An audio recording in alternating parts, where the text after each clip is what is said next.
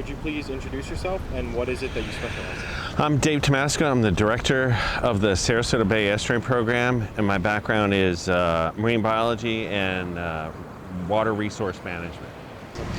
Yeah, I am Jim Coulter, that's spelled C-U-L-T-E-R. I'm a senior scientist at Mote Marine Laboratory in Sarasota. I've been a scientist there since 1979. I've worked on a variety of projects in Sarasota Bay and other places. My main specialty is known as benthic ecology, and that's the study of animals and things that live on the bottom of the bay and estuaries or rivers. So that's known as the benthos.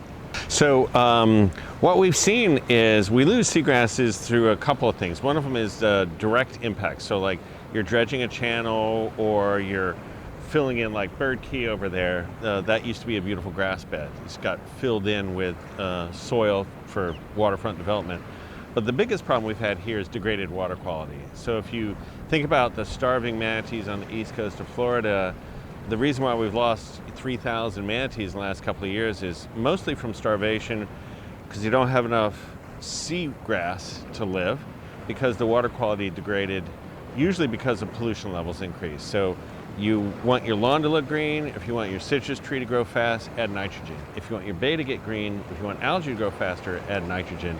And that's what we did for a long time. We added too much nitrogen, our bay's water clarity decreased, we had more macroalgae, we lost a lot of the seagrass. The assumption is that if seagrasses are doing well, a lot of other things are satisfactory. For instance, the level of nutrients in the water column, water clarity has to be good. And so you assume that it's going to be beneficial to other organisms. To some extent that's true, but that's not the only question that needs to be answered, because overfishing can still be a problem no matter how much seagrass you have. If you're lacking mangrove shoreline, for instance, seagrasses can only compensate for so much of that, because those are different habitats, they have sort of different functions. But overall, it's one of the good indicators of the health of Sarasota Bay. Things like bacteriology of the bay, that's another good indicator, which is done intermittently to whether or not the water is suitable for swimming, so people who swim do not get sick. So you have to take a multitude of measures to determine exactly how healthy the Sarasota Bay system is.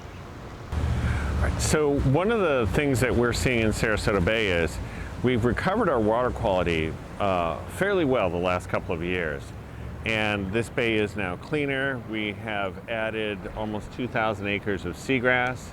That's probably able to support 70 million fish. We're not going to have starving manatees in Sarasota Bay. But one of the other issues that we have that is manifesting itself right now is the effects of climate change. And you can sort of see the implications of that right at this site. So we have this mangrove fringe along the shoreline here, but if you can see over there at that end, we have a seawall. And over the next couple of decades, mangroves, which have to grow in the intertidal zone, they won't be able to persist over time if they can't migrate upslope because they're trapped on the outside of a seawall. We call that coastal squeeze. And so what we're seeing is we've done a good job of dealing with the water quality issues in Sarasota Bay, but we don't have a grip on what climate change is bringing to us, which is warmer air, warmer water, more rapidly intensifying and stronger storms, and elevated rates of sea level rise that appear to be higher than anything we've had at any time we've had human civilization. So we're not talking about 6 feet in 10 years, but in about 30 years, today's high tide will be what the average sea level is, and high tide will be 9 inches stacked on top of that. So we're going to see the manifestation of a lot of problems with climate change over the next 10, 20, 30 years, and it's just going to build from there. The latest projections I have read that by the year 2050, it's estimated 14 to 18 inches of sea level rise. Now, as we armor shorelines to account for increasing tides and wave action, we will lose the ability for seagrasses to migrate to shallow water. And at the same time, we lose the deeper edge of seagrass beds that are at the limits of light penetration. So future climate change or present climate change, as it develops, will most likely impact seagrass beds and distribution and productivity in a negative manner. Because you figure in the next 50 years, roughly, 14 to 18 inches, maybe more of sea level rise is going to have a profound impact around the entire state of Florida, around the coastal areas. We're going to lose a lot of wetlands. We're going to lose a lot of oceanfront property because the direct rise in terms of level is not directly related to how much land you'll lose. As the water rises, say for beach erosion, a 1 foot of sea level rise will take many feet of beach that will disappear. So we're starting to see that. We know the level of the rate of sea level rise is increasing greatly. So we have to try and deal with that in some manner. So seagrass coverage is a good biological indicator. Some people call it like the canary in the coal mine. When you have losses of seagrass, that matches up pretty well with degraded water quality, which is what happened. Between 2014 and 2018, we lost 30% of the seagrass in the lower bay, which matches up with the big pollution problems we had back in those years. And in between, say, about 2018 and 2020, we lost almost 2,000 acres in the upper bay, which matches up with that red tide that we had. And so when the water quality gets bad, the seagrasses disappear because they need sunlight. And if the water is kind of green, or if you got a big red tide, the clarity of the water declines, not enough light can penetrate, and the seagrasses will basically retreat in the shallower waters. We're seeing the opposite. We're seeing seagrasses grow now in 6-7 feet of water in areas where they didn't grow a couple of years ago. So we're seeing the manifestation of the seagrass recovery in response to improved water quality, in response to reducing our pollutant loads. It became pretty obvious from the 1950s, 1980s that there was a very much of a decline in seagrass abundance, and also in the fisheries resources, and the water quality had declined a great deal. So Sarasota Bay took a number of steps to reduce the nutrient inputs. This included closing down sewage treatment plants that in the early days were just basically dump it into the bay. Later on they became primary treatment only, which is basically you settle out all the large pieces and let the water go in. And then finally it went to tertiary treatment, which highly treats the water and makes it much more environmentally acceptable to flow into the bay. But over the last couple of years, we went on a serious nutrient diet. Our nutrient loads, the most important ones, went down by about 12 tons per year. Our water quality started to improve, and between 2022 and 2024, we added almost 2,000 acres of seagrass, 19% increase. Now nutrients are still a problem somewhat.